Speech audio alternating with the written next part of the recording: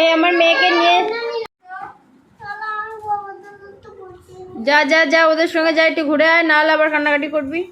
Hello friends, good morning. সময় এখন 9:35 আর আমি রুটি বানাবো বলে। হ্যাঁ বলো।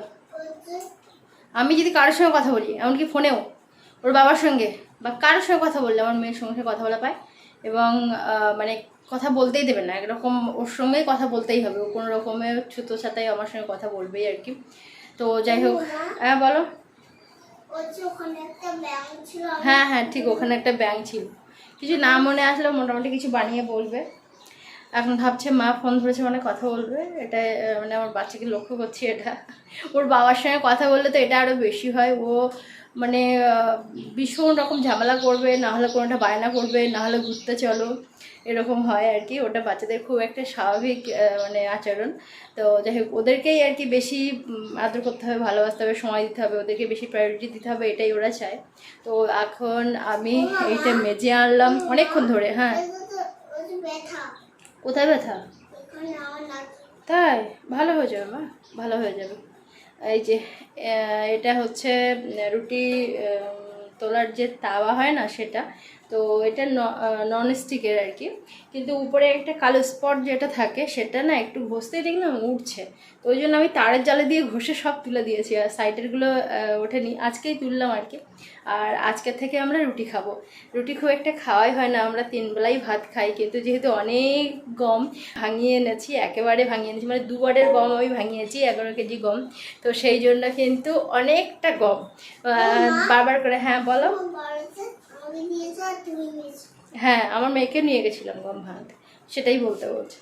তো দেখা যাক এখন রুটি খেয়ে আমার বাড়ির সব সদস্যরা কি বলে এখন, যে আসলে রুটি চলবে কি চলবে না। আমি তো ভাঙিয়ে তো আনলাম অনেকটা, কেননা অনেকটা দূর আর গাড়ি খরচা করে যেতে হয়, আবার আসতে হয়, তাই 2 দিন লাগলো। একদিন গেছি, গিয়ে সেদিন এত ভিড় যে সেদিন রেখে আসতে হলো। ওরা বলে রেখে যাও, পরের দিন ভাঙিয়ে রাখবো, নিয়ে যেও।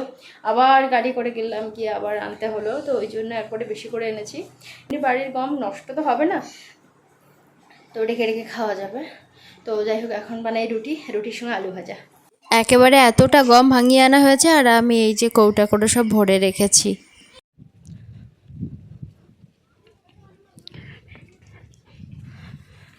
সকাল থেকে সামনের জমিটা ধান লাগানো হচ্ছে, এই যে অনেকটাই হয়ে গেছে। আজকে একদম খটখটে রৌদ্র, এই রৌদ্রে কিন্তু ধান লাগাতে এত কষ্ট হয়, মানে উপরে থাকতে হয়, আর জলটাও গরম হয়ে যায়, উপর থেকে রৌদ্র।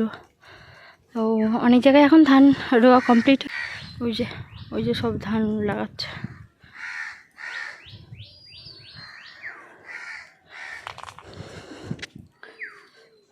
ভেবেছিলাম রুটি আর আলু ভাজা করব, কিন্তু আমার মেয়ে আলু ভাজা মানে একটু শুকনো শুকনো কোনো কিছু খেতে চায় না, খেতে পারে না ও ঠিক। তো ওই জন্য একটু জল টাইপের, একটু ঝোল ঝোল টাইপের হলে ওর খেতে খুব সুবিধা হয়। তো ওই জন্য আমি ডাল করেছিলাম, তো ডাল দিয়ে খাইনি, লাস্টে রুটি আর কলার চটকে খাইয়ে দিয়েছি ওকে। আর আমরা দুজন খেলাম রুটি আর ডাল। রাহির বাবা বললো অনেকগুলো আটা পকা ধরে যেতে পারে, তো এক কাজ করো, হয় সকালবেলাটা রুটি করে দিও, আর না হলে একেবারে সন্ধ্যাবেলাটা রুটি করে দিও, বাকি দুটো টাইম আমরা ভাত খাবো। তো যাই হোক, আমি এখন এই যে ভয়েসের দিতে বসেছি, আর কতবার যে কাটছি, আমার মেয়ে ওই যে মানে ভেজাল করছে। বড় মাছ পড়েছে তো, বাহ! ফেল ফেল ফেল, ছিপ ফেল, ধর নিয়ে ব্যাগের মধ্যে রাখ।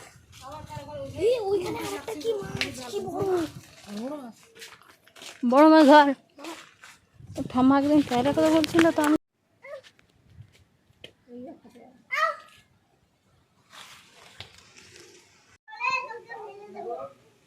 ঘরে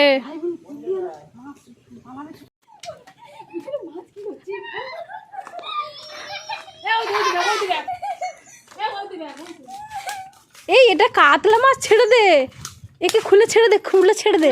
হ্যাঁ হ্যাঁ, আর আছাড় মারিস না। হ্যাঁ ধর ধর ধর ধর ধর, ধরে ফেল ধরে ফেল। পোনা মাছ হলে নিবি, ওটা কাতলা মাছ গো, মাথা মোটা।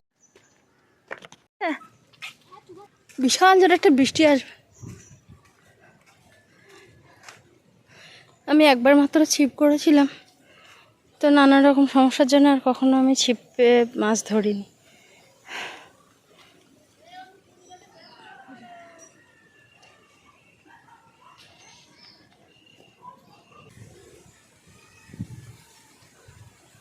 মেঘলা করেছে আর ঝড় মতো উঠেছে। আস্তে আস্তে আস্তে।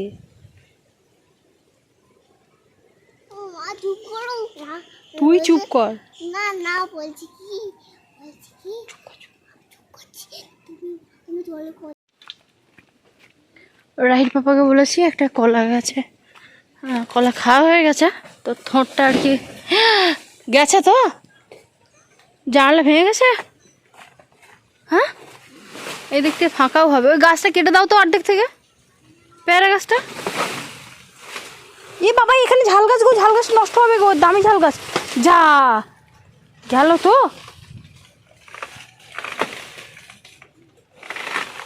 টিপ টিপ বৃষ্টি হচ্ছে।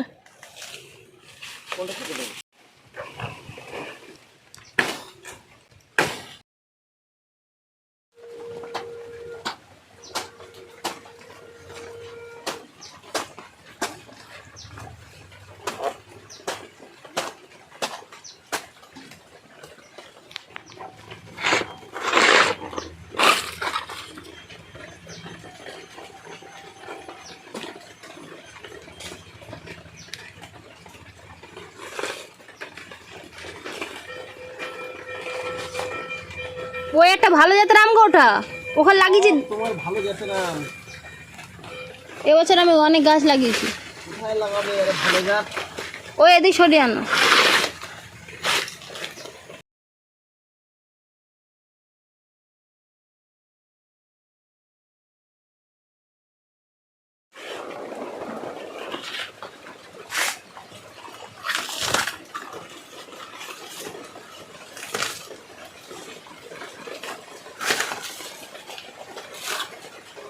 ব্যাস দেখো এই যে ঠোঁট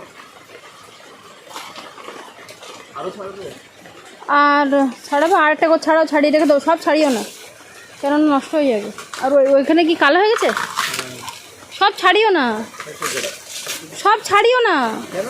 সব ছাড়লে ঠোঁট নষ্ট হয়ে যায়, গায়ে রেখে দিতে হয়। আমি বলছি সব ছাড়িও, এরকম পুরো থোড় বের করতে নেই, একটু গায়ে এর আঁশ রেখে দিতে হয়, যখন কাটবে খাবে তখন হচ্ছে আঁশটা ছাড়াতে হয়, নাহলে নষ্ট হয়ে যায়। এই ভিজে গেলাম, চলো চলো খাবে 100 নষ্ট হবে, তুমি দাও, নষ্টই হয়ে যাবে, এমনি জল ফেল নষ্ট হয়ে যাবে। আজকে ভালোই রৌদ্র দিয়েছিল আর এখন দিচ্ছে বৃষ্টি। সকালের দিকে ভালো রৌদ্র যদি দেয় তাহলে বেশ ভালোই হয়, এখন কিন্তু ভালো রকম বৃষ্টি হচ্ছে। আর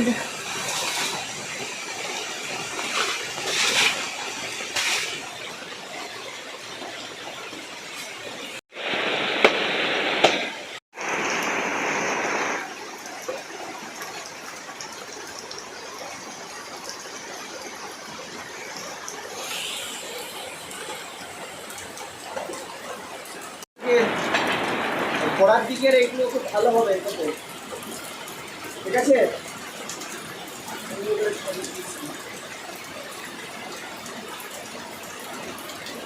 চিংড়ি মাছ রান্না করবে? হ্যাঁ চিংড়ি মাছ আমার ওই ফ্রিজে রাখা আছে, ফ্রিজে রাখা আছে? 1 কেজি। একটু হচ্ছে রস খেয়ে দেখো, হ্যাঁ একটু কামড় মেয়ের রস খেয়ে দেখো, ভালো লাগে। ভালো থোড়ের রস লোকে খায়। বাহ, হ্যাঁ একদম ন্যাচারাল জিনিস, এগুলো খেলে কিছু হয় না, বাবা উপকার। মিষ্টি না, তাই তো জলসা জলসা মতো, মিষ্টি না, মানে কোনো স্বাদ নেই, জলের মতো, তাই তো।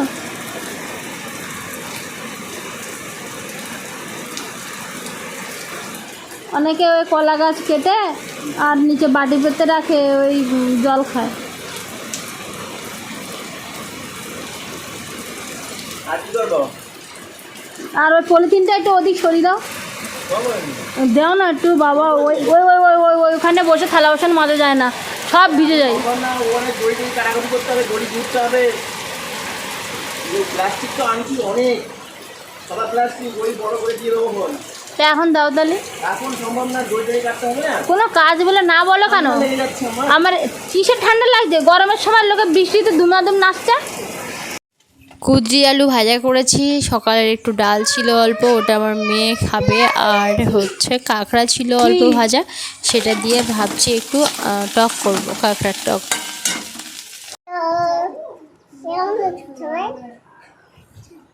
মামি তোমার এখানে একজন আর্টিস্ট আছে, এগুলো আমি বলবো, তারপর আমরা কি করবো, খেলাধুলা করবো। আমরা চাই না হোক, আমরা এই কুল বলি লাই হোক, লাই হোক, খাম্পে খাম্পে চায়নার মতো দেখতে, চায়না কথা বলে শুধু।